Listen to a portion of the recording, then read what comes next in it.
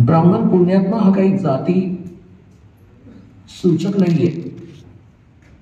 ब्राह्मण अशी व्यक्ती आहे जी शिक्षक पदावर विराजित आहे,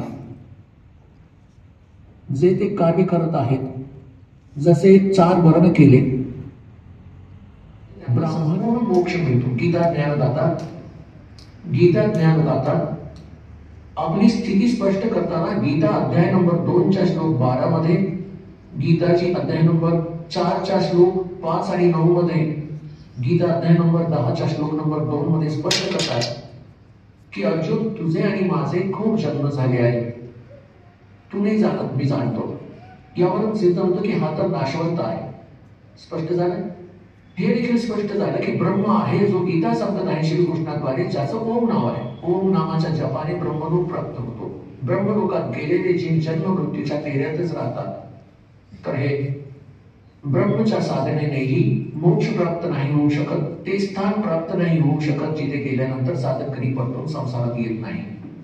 ते कोण आहेत? ते परमक्षर ब्रह्मची साधना केली आहे. जसे गीतेच्या अध्याय नंबर 4 च्या श्लोक नंबर 25 पासून 30 पर्यंत गीता ज्ञानदात्याने म्हटले आहे, कोणी देवतांची पूजा करतात, कोणी फक्त कडक व्रत ठेवतात, जसं हे अहिंसावादी व्रत ठेवतात, जसे तोंडावर पट्टी बांधून अनवाणी पायांनी फिरणे, आणि काही स्वाध्याय करतात, जसे गीतेचे नित्य वाचन करणे, वेदांचा अभ्यास करत राहणे.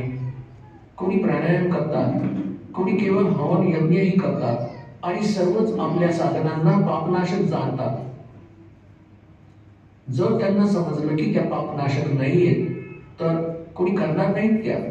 हा साधन तोपर्यंतच ती साधना करतो जोपर्यंत त्याला हे माहीत नाही की ही योग्य नाहीये, तो सोडून देत नाही. त्यामध्ये अतिशय विस्ताराने हा आध्यात्मिक मार्ग सांगितला गेला आहे, आध्यात्मिक ज्ञान म्हटलं गेलंय. आता पहा,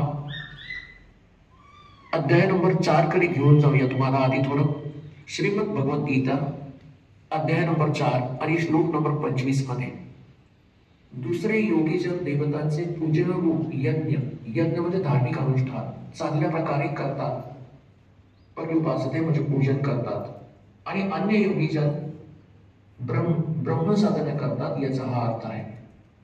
आणि 26 मध्ये म्हटलं आहे की तेन वेदाच यज्ञाच विहितः पुरा. याचा अनुवाद काय केले की ओम ओम तत् तत् सत् सत् ओम तत्सत असे हे 3 प्रकारचे ब्रह्मन म्हणजे सच्चिदानंद घनब्रह्मचं नाव म्हटलं आहे. ब्रह्मचा अर्थ सच्चिदानंद घनब्रह्म समजा. आता इथे जाऊया परत गीतेच्या 4थ्या अध्यायाच्या 32व्या श्लोकात पाहू. 32व्या श्लोकात आता हे ब्रह्मनामुखे इथे लिहिले, याचा चुकीचा अनुवाद केला. या ठाण्यांची माहिती पूर्ण रूपाने विस्ताराने दिली गेली आहे. ते तत्वज्ञान आहे. ते जाणून घेतल्यानंतर मग सर्व कर्मांमधून मोक्ष प्राप्त होतो. त्या 4थ्या अध्यायाच्या 34व्या श्लोकात म्हटलं आहे. पहा, हे पहा, 4थ्या अध्यायाचा 32वा श्लोक कंप्लीट वाचूया. आता लक्षात येईल.